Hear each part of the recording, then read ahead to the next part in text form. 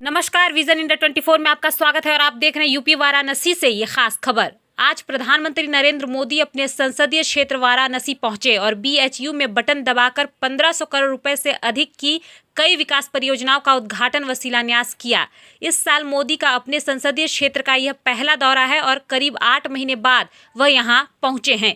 PM Modi ने Japan को बताया सबसे विश्वसनीय दोस्त। पीएम मोदी ने कहा, चाहे स्ट्रेटेजिक एरिया हो या इकोनॉमिक एरिया, जापान आज भारत के सबसे विश्वसनीय दोस्तों में से एक है। हमारी दोस्ती को इस पूरे क्षेत्र की सबसे नेचुरल पार्टनरशिप में से एक माना जाता है।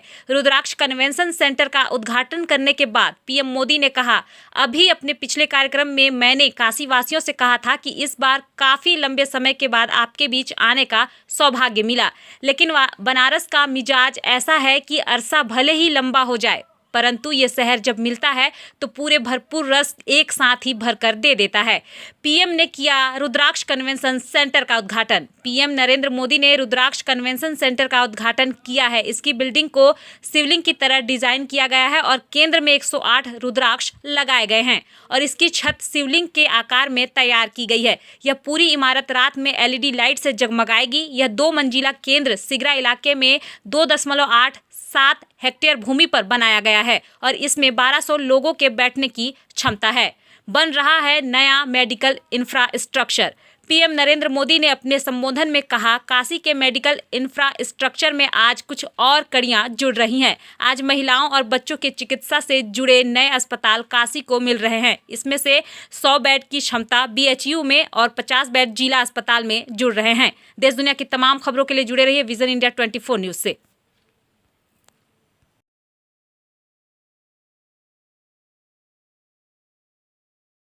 बाबा विश्वनाथ की इस धरती पर भगवान बुद्ध के द्वारा जिस धरती पर पहला उपदेश दिया गया था, काशी और सारनाथ की इस धरती पर हृदय से स्वागत करता हूं, अभिनंदन करता हूं।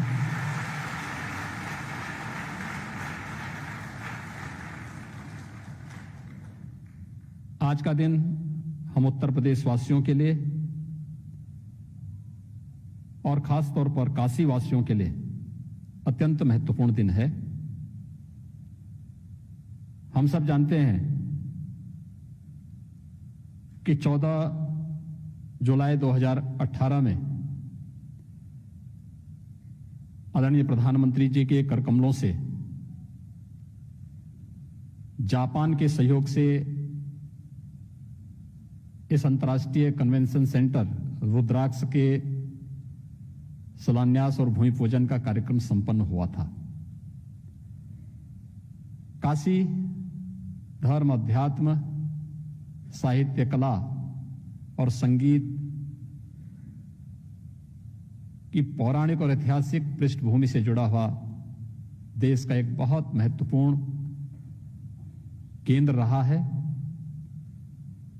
यहां के विद्वानों, कलाकारों, साहित्यकारों के लिए कोई एक ऐसा मंच जहां से एक साथ इतने बड़े पैमाने पर वे अपनी कला को देश और दुनिया के सामने प्रस्तुत कर सकें। दशकों से इसकी मांग थी। आज अंतर्राष्ट्रीय मानक के इस केंद्र का उद्घाटन आदरणीय प्रधानमंत्री जी के ही कर कमलों से काशी में संपन्न होने जा रहा है। यह हम सबके लिए अत्यंत ही आह्लादकारी अवसर है।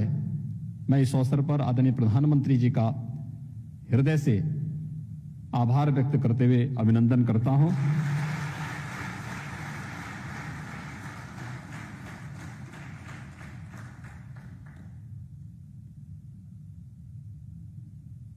आज के इस अवसर पर जापान के माननीय राजदूत और दूतावास से जुड़े हुए अधिकारीगण, जायका से जुड़े हुए अन्य अधिकारीगण भी यहां पर उपस्थित हुए हैं।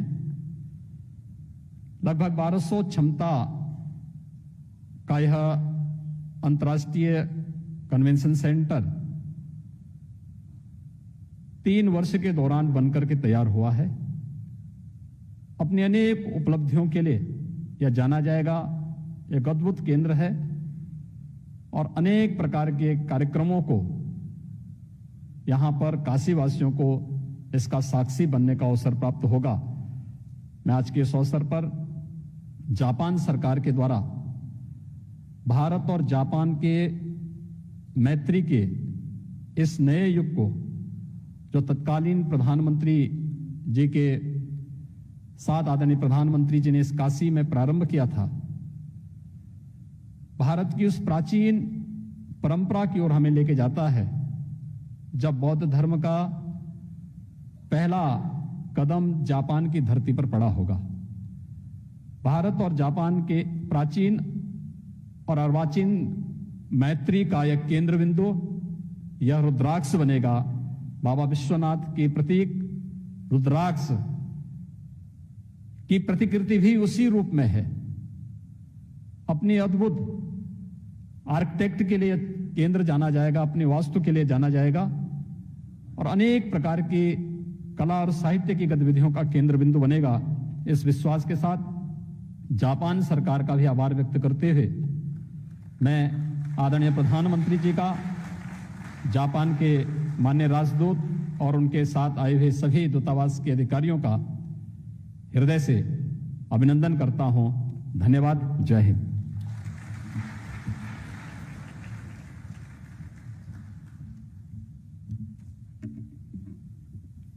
धन्यवाद मुख्यमंत्री जी। और आइए अब हम सब एक फिल्म देखें जो रुद्राक्ष अंतर्राष्ट्रीय कन्वेंशन सेंटर की खूबियों से हमारा परिचय कराएगी।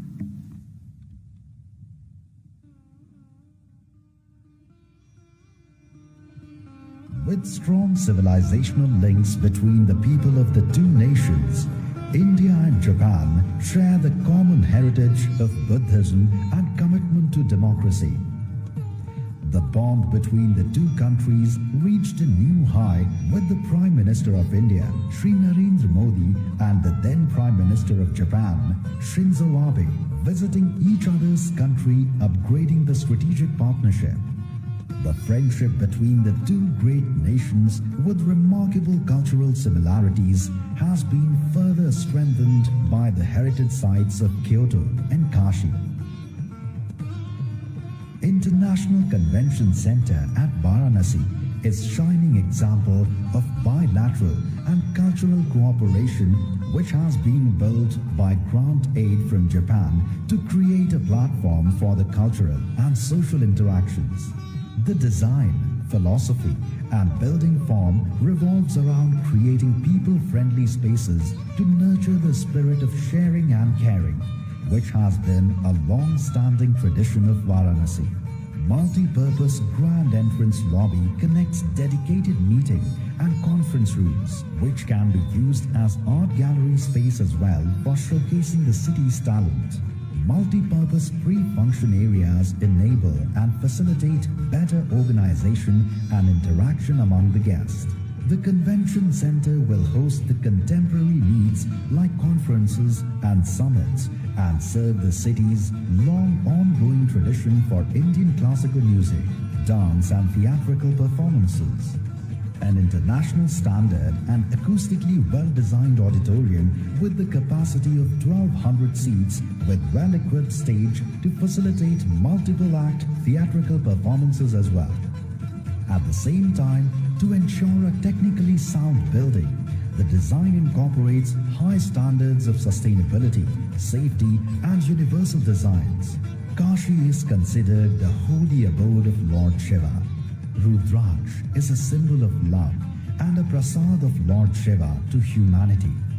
The convention center is aptly named as Rudraksh and therefore designed in the shape of Shivling with 108 Rudraksh decorated along its facade. Rudraksh, Varanasi Convention Center, a new landmark to celebrate heritage, culture and friendship.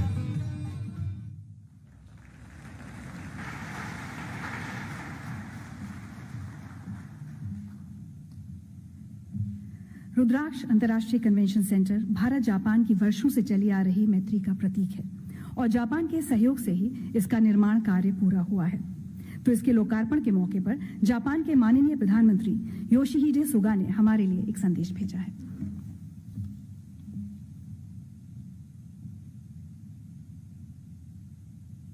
モディ首相ご出席の皆様、ナマスカール、バルナシ国際協力コンベンションセンターの観戦にあたり、日本国政府および日本国民を代表し、心よりお祝いを申し上げます。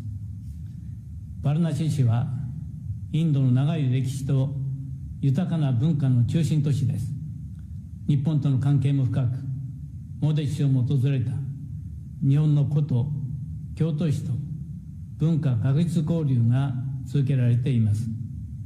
バナーラスヒンドゥー大学と京都大学の大学間交流はその一例です。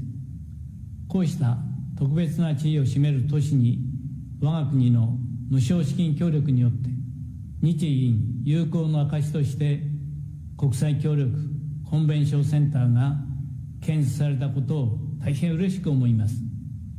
細部にわたり高い完成度を誇るこのセンターは日本企業が設計施工を手掛け我が国の技術力を示す存在です。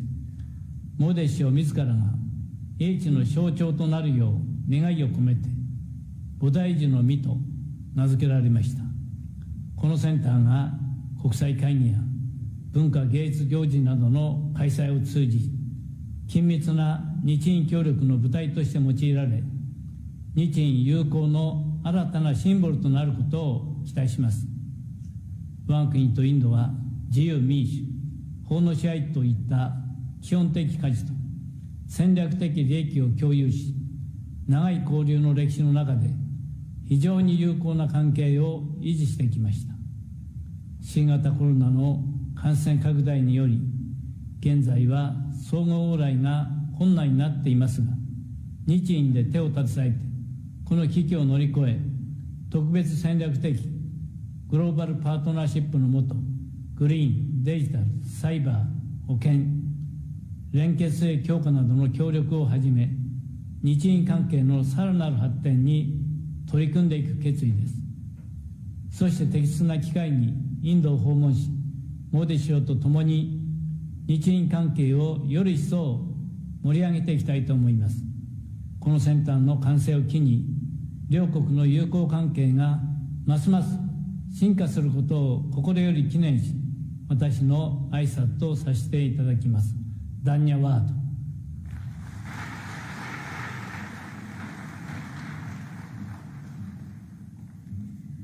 सुगा जी का धन्यवाद। और यकीनन शिव की नगरी काशी में रुद्राक्ष convention centre Bharat और Japan की दोस्ती को और मजबूती प्रदान करेगा। और अब मैं माननीय प्रधानमंत्री जी से आग्रह करूंगी कि वो आज के शुभ अवसर पर अपने विचार हमारे साथ साझा करें और अपना आशीर्वाद प्रदान करें।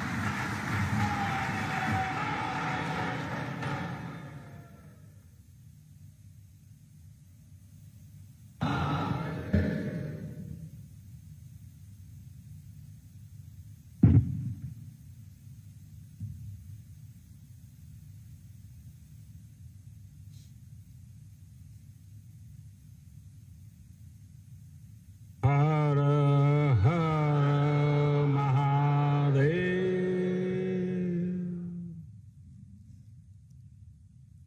कार्यक्रम में मेरे साथ उपस्थित उत्तर प्रदेश के राज्यपाल श्रीमती आनंदीबेन पटेल,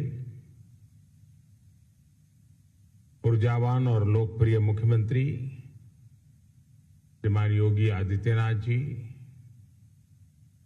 भारत में जापान के एम्बेसडर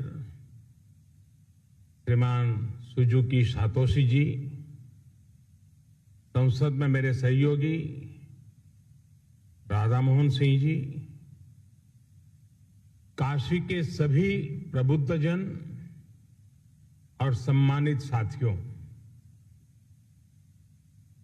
अभी अपने पिछले कार्यक्रम में मैंने काशीवासियों से कहा था कि इस बार काफी लंबे समय बाद आपके बीच आने का सौभाग्य मिला, लेकिन बनारस का मिजाज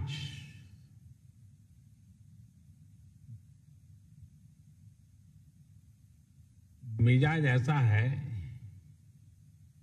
कि अरसा भले ही लंबा हो जाए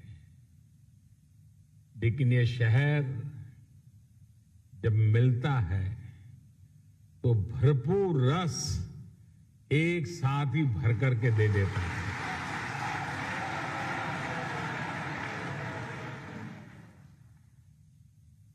अब आप देखिए, भले दिन ज्यादा हो गए हों, लेकिन जब काशी ने बुलाया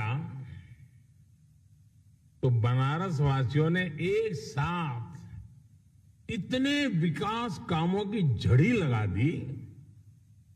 एक तरह से आज महादेव के आशीर्वाद से काशीवासियों ने विकास की गंगा बहा दी है।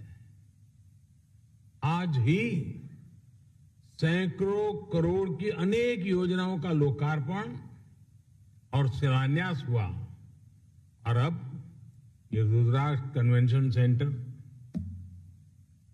काशी का प्राचीन वैभव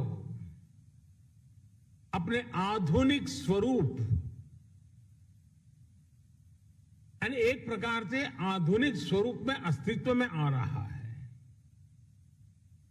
काशी के बारे में तो कहते ही हैं कि बाबा की ये नगरी कभी थमती नहीं, कभी थकती नहीं, कभी रुकती नहीं। विकास की इस नई ऊंचाई ने काशी के इस स्वभाव को एक बार फिर सिद्ध कर दिया है।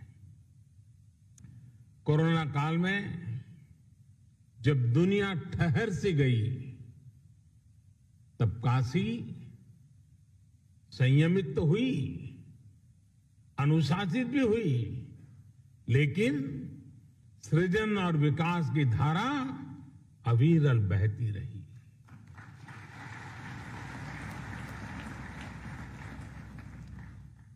काशी के विकास के ये आयाम, ये international cooperation and convention centre Rudraksh आज इसी रचनात्मकता का, इसी गतिशीलता का परिणाम है। मैं आप सभी को, काशी के हर एक जन को इस उपलब्धि के लिए हार्दिक बधाई देता हूं।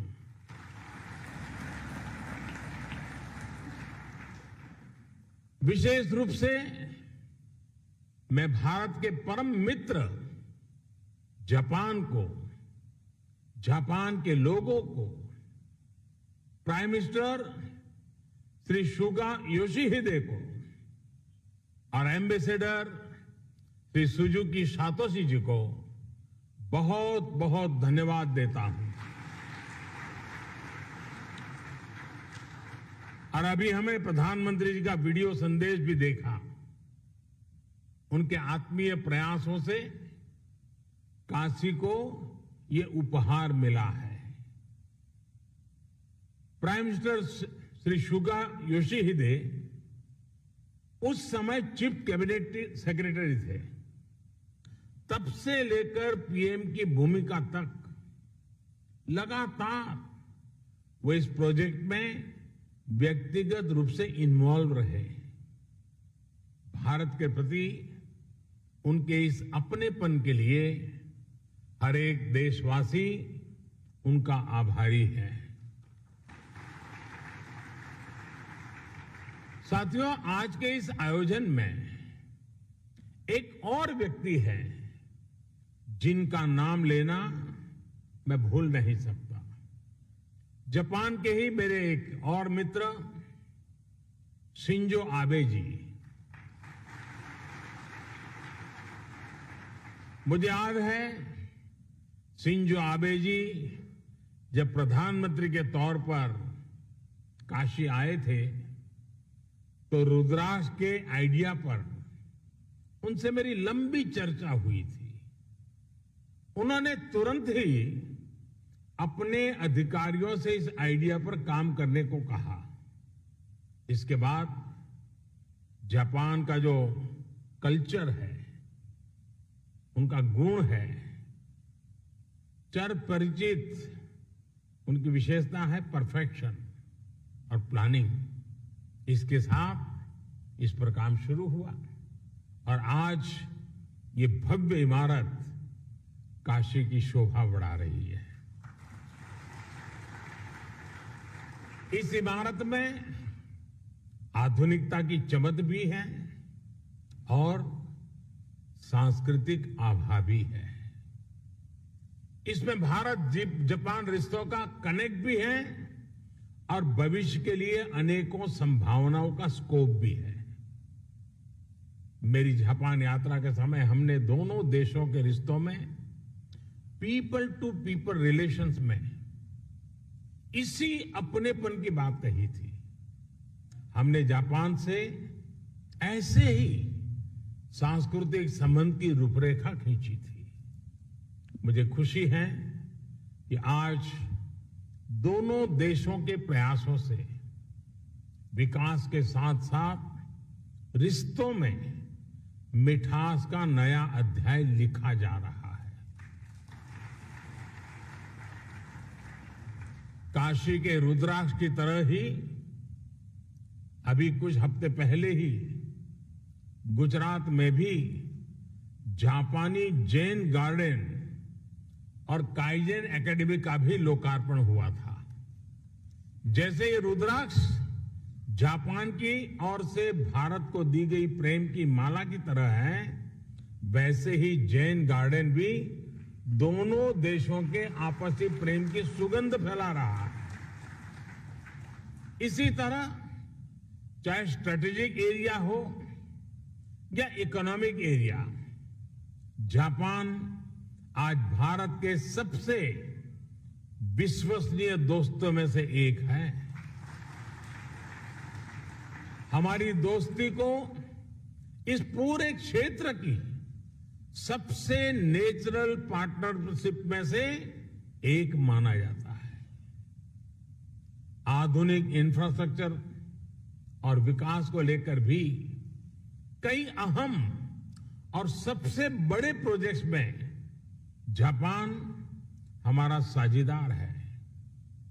Mumbai Ahmedabad high speed rail हो, दिल्ली मुंबई इंडस्ट्रियल कॉरिडोर हो या डेडिकेटेड फ्रेट कॉरिडोर हो, जापान के सहयोग से बन रहे ये प्रोजेक्ट न्यू इंडिया की ताकत बनने वाले हैं। साथियों, भारत और जापान की सोच है कि हमारा विकास हमारे उल्लास के साथ जुड़ा होना चाहिए। ये विकास सर्वमुखी होना चाहिए, सबके लिए होना चाहिए और सबको जोड़ने वाला होना चाहिए। हमारे पुराणों में कहा गया है, तत्र अश्रु बिंदु तो जाता महारुद्राक्ष रक्षकाः मम आज्ञया महासेन सर्वेषां हित काम्या। अर्थात सबके हित के लिए, सबके कल्याण के लिए भगवान शिव की आंख से गिरी अश्रु बूंद के रूप में रुद्राक्ष प्रकट हुआ। शिव तो सबके हैं, उनकी अश्रु बूंद मानव मात्र के लिए स्नेह का, प्रेम का प्रतीक ही तो है। इसी तरह ये इंटरनेशनल कन्वेंशन सेंटर रुद्राक्ष भी पूरी दुनिया को आपसी प्रेम, कला और संस्कृति के जरिए जोड़ने का एक माध्यम बनेगा। और काशी का तो बात ही क्या, काशी तो वैसे भी दुनिया का सबसे प्राचीन जीवंत शहर है। शिव से लेकर सारनाथ में भगवान बुद्ध तक काशी ने अध्यात्म के साथ साथ कला और संस्कृति को सदियों से संजो कर रखा है। आज के समय में भी तबला में बनारस बाज की शैली हो, ठुमरी, दादरा, ख्याल, टप्पा और ध्रुपद हो, धमार, कजरी, चैती, होरी जैसी बनारस की चर्चित और विख्यात गायन शैलियां हो, सारंगी और पखावज हो या शहनाई हो, मेरे बनारस के तो रोम रोम से गीत, संगीत और कला झरती है। यहां गंगा के घाटों पर कितनी ही कलाएं विकसित हुई हैं, ज्ञान शिखर तक पहुंचा है और मानवता से जुड़े कितने गंभीर चिंतन इस मिट्टी में हुए हैं। और इसलिए बनारस गीत संगीत का, धर्म अध्यात्म का, ज्ञान विज्ञान का एक बहुत बड़ा ग्लोबल सेंटर बन सकता है। साथियों, बौद्धिक विमर्शों के लिए, बड़ी सेमिनार्स और कल्चरल इवेंट्स के लिए बनारस अपने आप में एक आइडियल लोकेशन है। देश विदेश से लोग यहां आना चाहते हैं, यहां रुकना चाहते हैं। ऐसे में अगर यहां इसी तरह की इवेंट्स के लिए सुविधा मिलेगी, इंफ्रास्ट्रक्चर होगा, तो स्वाभाविक है बड़ी संख्या में कला जगत के लोग बनारस को प्राथमिकता देंगे। रुद्राक्ष इन्हीं संभावनाओं को आने वाले दिनों में साकार करेगा। देश विदेश से कल्चरल एक्सचेंज का एक सेंटर बनेगा। उदाहरण के तौर पर बनारस में जो कवि सम्मेलन होते हैं, उनके फैन पूरे देश में और दुनिया में हैं। आने वाले समय में इन कवि सम्मेलनों को वैश्विक प्रारूप में इस सेंटर में आयोजित किया जा सकता है। यहां 1200 लोगों के बैठने की व्यवस्था के साथ सभागार और सम्मेलन केंद्र भी है, पार्किंग सुविधा भी है और दिव्यांग जन के लिए भी विशेष इंतजाम है।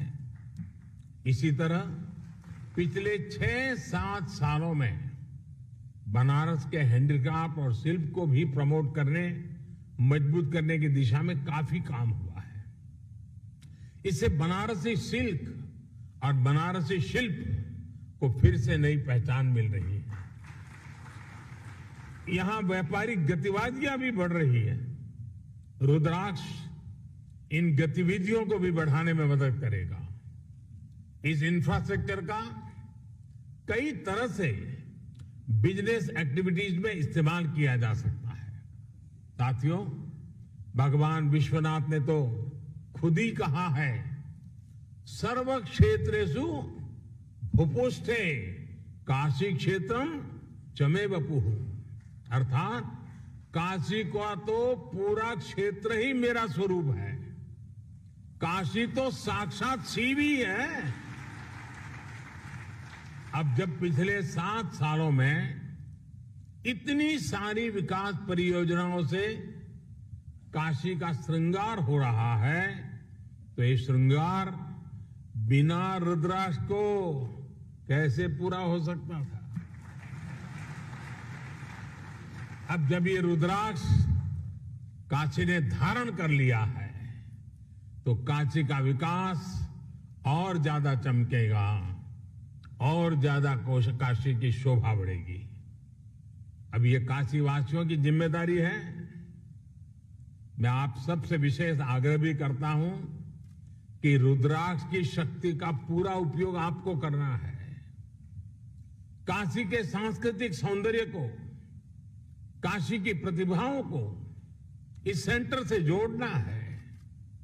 आप जब इस दिशा में काम करेंगे तो आप काशी के साथ पूरे देश को और दुनिया को भी जोड़ेंगे। जैसे जैसे ये सेंटर सक्रिय होगा, इसके जरिए भारत जापान के रिश्तों में, उस रिश्तों को भी दुनिया में एक नई पहचान मिलेगी।